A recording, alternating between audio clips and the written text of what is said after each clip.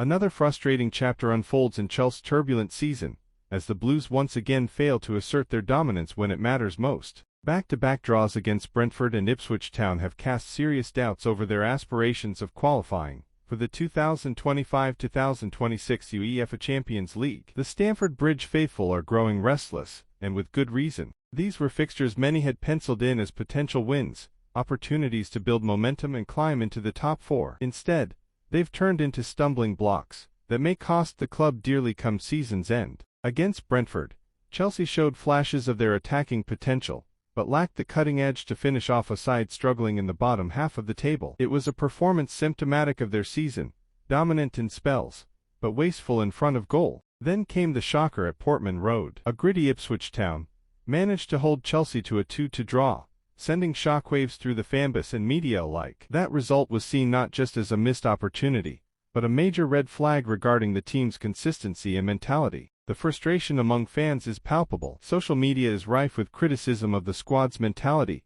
tactical execution, and game management. There's a growing sentiment that this Chelsea side lacks the killer instinct of past teams. Games that should have been put to bed early are dragging on into tense, nervy affairs. And when chances do come, they're often squandered. For a club that has invested heavily over the past few transfer windows, these kinds of performances are seen as unacceptable. Enzo Maresca, however, remains calm amid the storm. The Italian manager continues to project belief in his project and his players. In a recent press conference, he stated, "I understand the frustration, but the table isn't decided in April. We are still in the race, and I believe this group has what it takes to finish strong." His optimism is admirable, but with crunch fixtures on the horizon, against title contenders, top four rivals, and tricky away matches, Chelsea's path to Champions League qualification now looks steeper than ever. The margins are tightening. One or two bad results could be the difference between elite European football next season and another year in the Europa League or worse. The pressure is building on Maresca himself. His tactical approach has been questioned,